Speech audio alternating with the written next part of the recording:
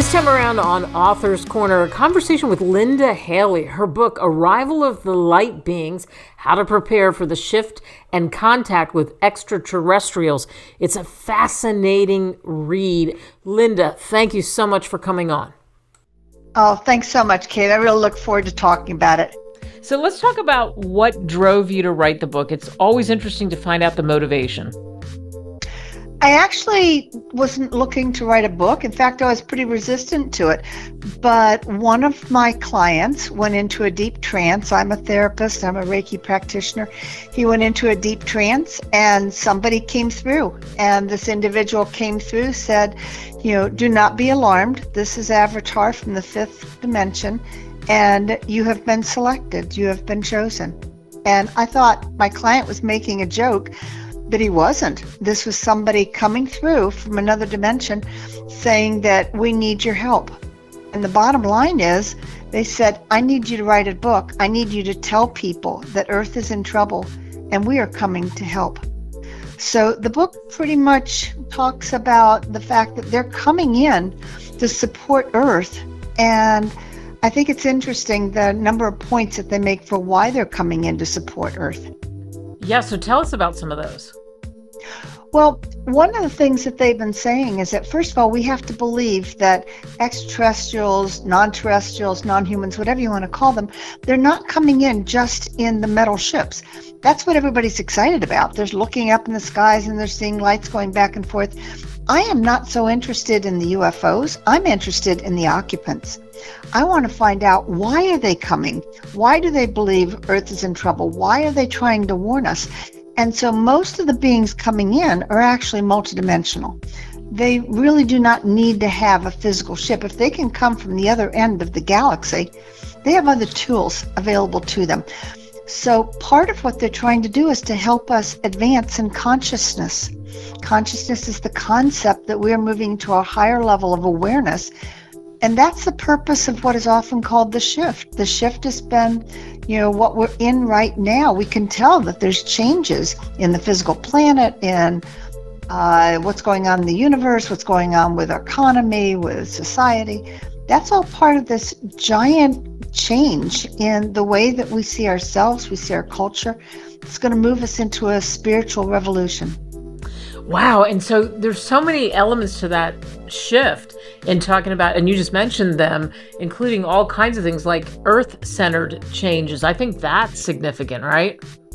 Well, I think most people don't realize that there are more extreme weather patterns than ever before. There's more volcanoes, more earthquakes. There are massive sinkholes that are opening up. Look what's going on with the climate. We just went through a period of time, like 140 cities in the American Southwest that have broken all the temperatures for the previous, century. So there's a lot that is happening, and that's all part of it, because Earth is changing, people are changing, society's changing. That is what we need to prepare for. And that is what the book's about, to talk a little bit about what is going on in the world. Why is it going on? It is not a coincidence that everything's happening at once.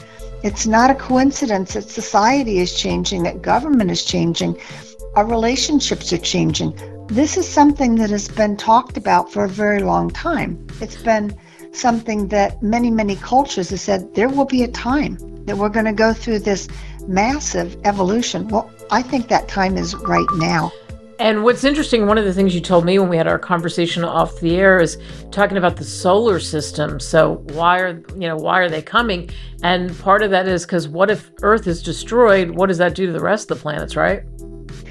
And I think that's one of the reasons why UFOs are seen around nuclear facilities so much.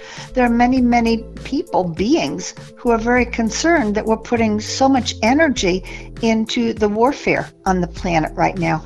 And if you think about where all the planets are, and they're in perfect alignment around, the entire solar system, around our sun, if something happens to that alignment, think of it like a giant Calder mobile. And if one part of that Calder mobile is knocked off balance, it throws everything off.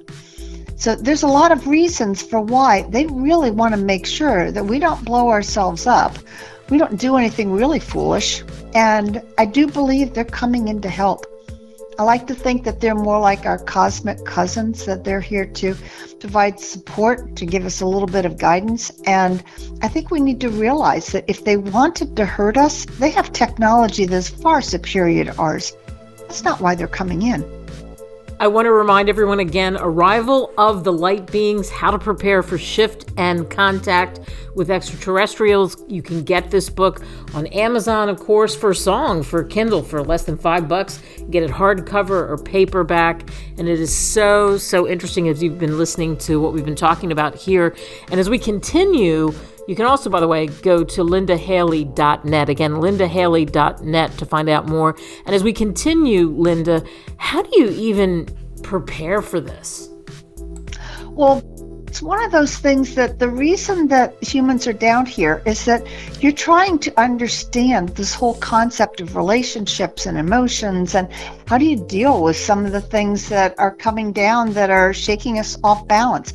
So part of what we're being urged to do is to understand that working out of your heart center is the most important thing you could do. Many people understand that you're moving into the fifth dimension, which is very different than third dimension. Third dimension is all about money, power, prestige, moving up that hierarchy, acquiring things. And fifth dimension would say, but would you enjoy that?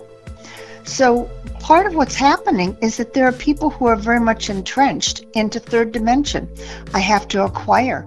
That's where my power structure is. That's where I find meaning and worth. And the rest of the world is moving into more spiritual development. This is where the major conflict is on Earth right now. The fifth dimension people are saying, but I don't want to fight. I want to work on myself. I want to develop relationships. I want to find meaning and purpose in my life. So part of what the book does is gives you guidelines for how to prepare your heart, how to prepare yourself emotionally and spiritually for a transformation that we cannot stop. This is something that is to allow us to move to a higher level of awareness. We cannot stop it. So what are you going to do to prepare? So a lot of the book talks about how do you prepare yourself? How do you remove the labels which become very judgmental? How do you prepare your spiritual beliefs? How do you connect with something that perhaps has a higher level of awareness? How do you show compassion? And some of those things are completely opposite of what a three-dimensional person would be thinking. But that's where we're moving. It's interesting. You also talk about the pursuit of busyness, how that is what our culture is that's what's happening around us. We see it. And you talk about what can you do? It's about disconnecting, isn't it? It is. And I know people often talk about meditation and mindfulness. The reality is all we have to do is stop being on our electronic devices all day long. Instead of looking on the computer pictures of nature, go out and put your feet in the grass. Find a way just to understand that your peace of mind doesn't come from constantly posting on Facebook. Your peace of mind perhaps might come from actually talking to person face to face. It's a slightly different way of looking at it, but there's a lot more power if you can just be quiet just for a little bit and just have a conversation with somebody instead of always texting. Yeah. For you, and again, the name of the book, Arrival of the Light Beings, How to Prepare for the Shift and Contact with Extraterrestrials. You can get the book for a song, Kindle version, hardcover, paperback, however you want to consume it. You know that a lot of people, won't hear it. It won't get through. What do you do about that?